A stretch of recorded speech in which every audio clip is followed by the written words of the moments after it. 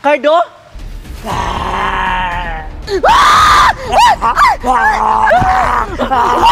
Cardo, anak, ano nangyayari sa'yo? Cardo! Nangyayari sa'yo, Cardo! Ano siya?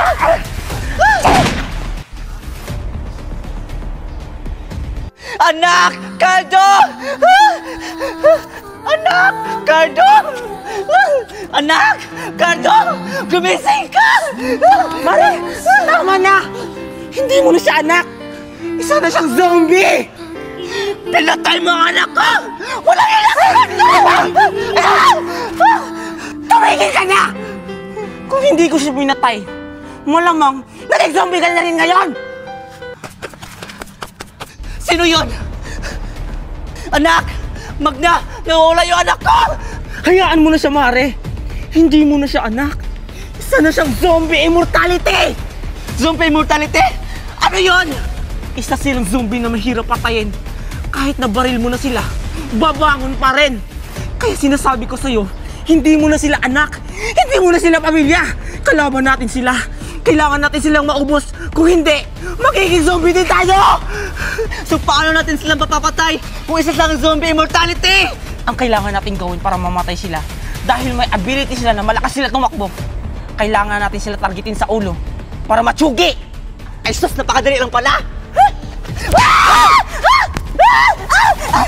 Magda, tulungan mo ako! Huwag ka gumalaw! Magda! Magda! Magda, tulungan mo ako! Magda! Bilisan mo, Magda! Huwag ka kasi gumalaw! Eto na! Ang takal-takal mo, Magda! Muntik na ako maging zombie! Eh paano ko naman mababaril yung zombie? Iyagalaw-galaw mo! Baka ikaw mo yung matamaan! Sige na! Tumayo ka na dyan! Baka makagat ka pa dyan!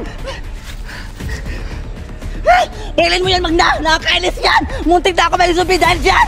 Bilisan mo! Barilin mo na! Magatay ka! Nako! Barilin mo! Iulo mo! Bilisan mo, Magda! Tingnan mo! Babago na siya! Ano pang hinihintay mo? Bilisan mo! Barilin mo na yan! Eto na!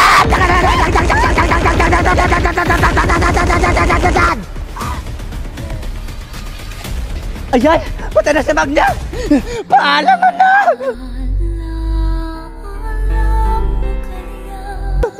Para ako, Magda! Sisiguraduhin ko yung patay na pa siya! Tara na, Magda! O sige, sige, tara na! Sino na naman sila? Hindi ko alam! Takbo!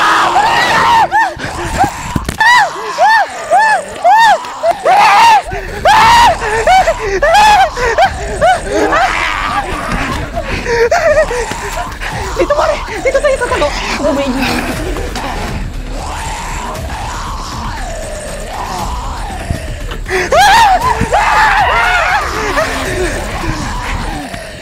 Oh, tingnan mo, Dora. Binilan ako ni Mami ng jelly snake.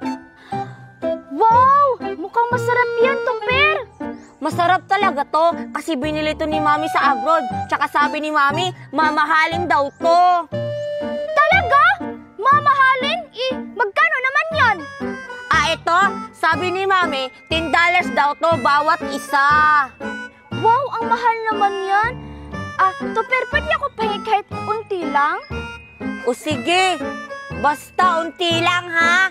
Ito. Talaga, Tupper? Sige, sige, sige. Hala, Dora, wag mo ubusin. Sabi mo unti lang. Wait lang, hindi pa ako tapos, Tupper. Hala. Ito! Sabi mo unti lang. Bakit unti na lang yung iniwan mo? Sorry, Tupper. Ang sarap-sarap kasi kaya hindi ko mapigilan kumain. Isusumbong kita kay Mami!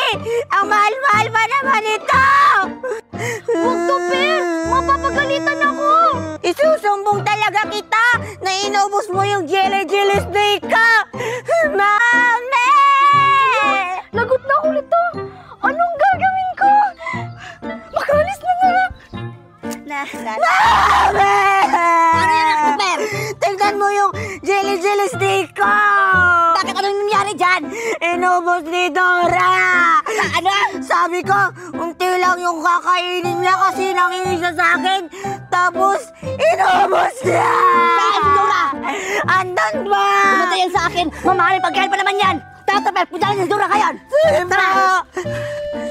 She loves me not. She loves me not. She loves me not. Ayog mo, Mami, ah! Hoy! Hoy, bata! Bakit mo makinaya ang pagkain ng anak ko? Hindi ko naman po inubos yung pagkain nito, Per. Anong hindi? Tingnan mo nga, oh! Wala lang laman! Ha? Wala na laman? Tingnan niyo po, may laman pa. Anong laman? Tingnan mo nga, oh! Paubos na! Alam mo bang mamahalin to? Bayaran mo yan! Isusumbong kita kay Mami. Ah! Ikaw pa yung may gana magsumbong? Ipapakulong kita kasama yung nanay mo! Ipapakulong? Isusumbong talaga kita kay Mami. Mami! Kakainin ko kayong dalawa! Wow! Ang cute naman naging zombie ni Mama! Kuya! Baka makakatay ni Mama! Ayoko maging zombie! Huwag ka matakot kay Mama Bunso! Zombie lang siya! Kunin mo yung baril natin doon! Babarilin natin siya, dali! Sige, Kuya! Kuya! Ito na po yung baril! Okay na! Sige, Ma! Huwag kang lumapit! Babarilin kita! Huwag ka matakot, Bunso! Dito ka na sa likod ko! Kuya! Barilin mo na si Mama! Nakakatakot siya! Oo na, ito na! Antay ka! Mama! Babarilin na kita! Pasensya na, Ma! Ganun na lang ba yun, anak? Matapos ko kayong pinakain, pinag-aral, tapos babarilin nyo na lang ako? Sige! Barilin nyo na lang ako! Go ahead! Shoot me!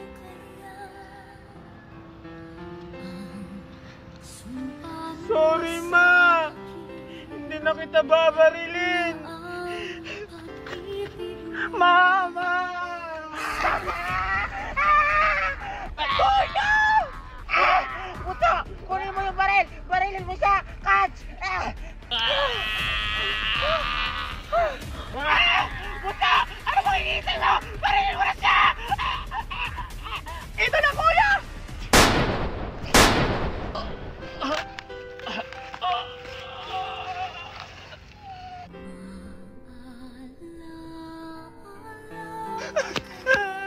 Kuya!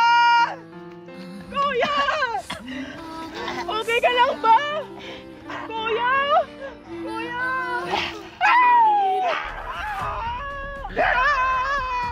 Ayoko bang maging zombie! Excited ako magbabos-babos! Tubig lang ata yung laman, hindi kasi bumubula eh. Hindi kaya, Cardo. Tubig! Tubig eh, nilagit ka lang.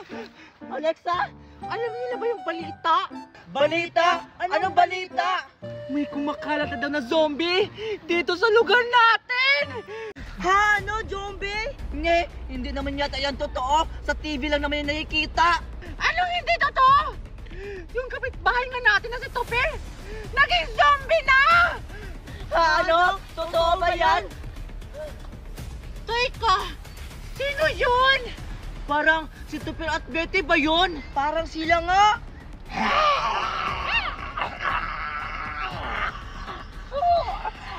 Teka lang, bakit nila sa umaalis sa tinatayuan nila? Tara, puntahan na lang natin sila. Kung totoo bang zombie ba? Wag! Wag natin sila puntahan! Mga zombie lang ako, baka makagat tayo! Ano? Totoo ba yun talaga, Alexa? Oo, baka maging zombie tayo pag makagat tayo! Wag! Ano na? Nagugutom na ako! Antayin lang natin na lumapit sila para makakain tayo. O sige, sige! Parang gumagalaw na sila, Alexa, Cardo. Oo nga. Paggabi na kasi. Anong gagawin natin? Umuwi mo. Tayo. Tingnan na mga nila! Mga zombie lang! Tara na, umuwi na tayo! Tara. Akala nila siguro makakatakas sila. Sundan natin sila dahil hindi sila makakatakas sa amoy natin. Tara na! Habang naglalakad si Tupper sa kalye, hawak ang tiyan niyang kumakalam, may nakita siyang isang basurahan. Agad niya itong pinuntahan. Nagsimulang maghukay si Tupper sa basurahan. Nagbabaka sakaling may tirang pagkain, kahit sirang tinapay, kahit tirang kanin. Basta may ipaglaman lang sa kumakalam na tiyan. Minsan, iniisip ko, bakit ganito ang buhay? Habang ang iba'y nagrereklamo sa ulam nilang paulit-ulit, ako'y masaya na kahit anong mahuhugot ko sa basurahan. At agad niyang kinuha ang tinapay. Tatanggalin ang dumi at kakainin ito ng dahan-dahan na para bang isang mahalagang pagkain para sa kanya. Ang iba, tinatapon ng pagkain. Pero para sa katulad kong wala, bawat butil ng kanin, bawat piraso ng tinapay ay isang biyaya na hindi ko hahayaang masayang. Kita mo naman sa mukha ni Tupper, gutom na gutom. Hindi mo aakalain na ilang araw na pala siyang gutom. Tuwang-tuwa si Tupper nang nakakain na siya ng isang pirasong tinapay. Pero para sa kanya, hindi ito basta tinapay. Isa itong pag-asa na bukas baka hindi niya na kailangang halukayin ang basura para mabuhay. Ayan, nabusog din ako sa kinaan kong tinapay. Kaya naman, sa sobrang busog ni Tupper, nagpahinga muna siya sa gilid ng bahay ng mayaman. Hoy, bata! Dito ka naman nagtatambay? Hindi na tambayan dito! Lumayas ka dito! Pasensya na po. Sandali lang po. Wala akong pakialam! Layas! Layas! Aray! Wag ka na ulit babalik dito, pulube! Ang baho-baho mo! Walang awa siyang itinaboy ng mayamang lalaki. Para bang aso lang si Tupper sa paningin niya. Minsan iniisip ko, may halaga ba ako sa mundong to? Para bang kahit saan ako magpunta, lahat gusto itapon ako na parang basura. At lalayo na nga ang kawawang si Tupper. Habang nakaupo si Tupper sa gilid ng kalsada, pagod at gutom, tahimik niyang pinagmamasdan ang mga taong naglalakad, mga nakaayos na pamilya, mga batang masaya at mga estudyanteng papasok pa lang sa paaralan. Ang bigat naman ito. Napansin niya ang isang batang may dalang bag. Malinis at maayos ang uniforme. Dahan-dahan lumapit si Tupper, parang nahuhumaling sa kasuotan ng bata, lalo na sa bitbit nitong bag. Sarap na! Ang ganda naman ng bag mo! Nag-aaral ka ba? Oo! Papunta pa lang ako sa school! Excited na akong pumasok! Ngumiti si Tupper na may halong lungkot. Ah, masaya ba yon? Oo! Ang saya sa school! Ang daming laro, madaming kaibigan, tapos may masarap na pagkain! Ang saya siguro yung may recess, may baon, may upuan sa loob ng silid-aralan. Yung may guro ka nagtuturo at hindi yung gutom ang magtuturo sa'yo kung paanong mabuhay. Dahan-dahan niyang itinaas ang kamay at mahina niyang hinawakan ang braso ng bata. Hindi niya napansin na madumi ang kanyang kamay. Iniwanan ng mabahagyang mansa ang puting uniforme ng bata. Ay, madumi! Diyos ko! Bakit minawakan ang anak ko? Napakadumi mo! Baka mahawa pa siya sa sakit mo! Mabilis na tinakpan ang kamay. Napayuko na lang si Tupper. Ah, pasensya na po. Hindi ko po sinasadya. Tingnan mo ang ginawa mong dumi sa damit niya! Alam mo ba kung magkano yan? Hindi mo kayang bayaran yan kahit maghirap ka pa sa buong buhay mo! Tara na, anak! Muling hinila ng ginang ang kanyang anak at lalayo na sila. Sa susunod ha, huwag mo nang kausapin ang mga ganyan na walang arating sa buhay! Nag-isang palaboy! Tara na, anak! Tahimik lang si Tupper, nakatingin sa papalayong mag-ina. Tumingin siya sa kanyang mga kamay, madumi, puno ng alikabok at sugat. Hindi niya alam kung saang parte ng sarili siya dapat mahiya sa pagiging marumi niya o sa katotohanang hindi siya kailanman naging katulad nila. Nanginginig ang labi niya. Hindi na kayang pigilan ang pagbagsak ng luha. Iiyak na lang siya ng tahimik. Tititig sa langit na parabang naghahanap ng sagot. Pero wala siyang natanggap kundi isang malamig na hangin. Nay, gising ka na po, Nay. Ay, anak, andyan ka na pala. Nakahanap ka ba ng pagkain? Opo, Nay. Nakahanap po ako ng pagkain sa basurahan. Hinugasan ko po ito. Dali, Nay, kain po tayo. Pasensya ka na, anak. Hindi kita may pagluto ng masarap na pagkain. Inay, okay lang po. Basta magkasama po tayo. Masarap na po lahat ng pagkain. Pasensya na talaga, anak. Hindi ako mayaman. Wala akong magagarang damit o masasarap na pagkain. Pero meron akong isang bagay na hindi kayang bilhin ng kahit sino. Isang inang mahal na mahal ako. At sa mundong puno ng panghuhusga, ito ang bagay na pinapahalagahan ko ng higit sa lahat. Kinaumagahan, tulog pa rin si Tuper sa gilid ng kalsada. Habang ang mga sasakyang dumadaan ay walang pakialam. Isa-isang naglakad ang mga estudyante. May kanya-kanyang baon, may masayang kwentuhan. Habang si Tuper, niwala man ng panibagong damit o pantakip ng ginaw sa umaga. Habang natutulog si Tuper sa gilid ng kalsada, may biglang kumalapit sa kanya. Dahan-dahan siyang dumilat at bumungad sa kanya ng isang batang babae, naka-uniforme. Parang nakita dati. Ikaw ba yung batang may magandang bag? Yung tinanungan ko dati kung masaya ba sa school? Oo nga, no? Ikaw pala yung batang lumapit sa akin dati? Yung nahawakan ako? Tapos, nagalit si Mama? Oo, ako nga yun. Pasensya ka na talaga, ha?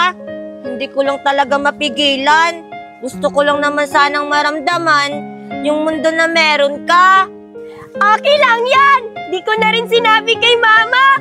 Pero, lagi kitang naiisip simula noon. Bakit lumapit ka ngayon? Kasi, nakita kita ulit. Natutulog ka pa rin sa kalsada.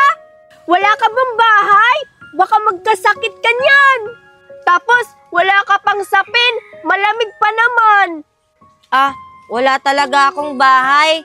Kahit saan-saan lang ako natutulog. Yung tinatawag naming bahay, gawa lang sa sako. Pinagpatong-patong lang namin sa tabi ng basurahan. Yung mama ko lang ang natutulog doon. Tapos ako, dito na lang para hindi na kami magsiksikan.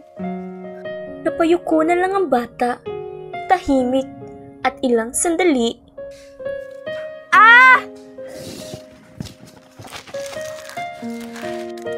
Bata, sa'yo na lang to.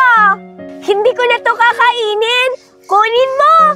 Kasi mukhang hindi ka pa kumakain. Sige na, kunin mo na. Huwag ka nang mahiya. Salamat talaga, bata, ha?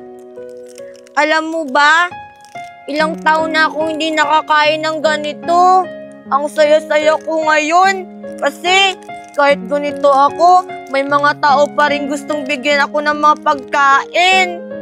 Ano ka ba? Simula ngayon, kaibigan na tayo. Talaga? Kaibigan na tayo? Kaibigan na tayo. Hala, lagot! Late na ako sa school. Mauna na ako, bata. Kasi may pasok pa ako. Sige, bata, alis na ako, ha? Sige, mag-ingat ka. Salamat sa pagkain, ha? Wow, ang sarap-sarap naman ito. Habang papalayo si Betty, bigla niyang naalala na nakalimutan pala niyang itanong kung ano ang pangalan ng batang pulubi. Ay, nakalimutan ko palang itanong kung anong pangalan ng bata. Oy, bata! Ano yon? May nakalimutan ka ba? Hindi ko pala natatanong. Ano palang pangalan mo? Ako nga pala si Tuper. Tuper?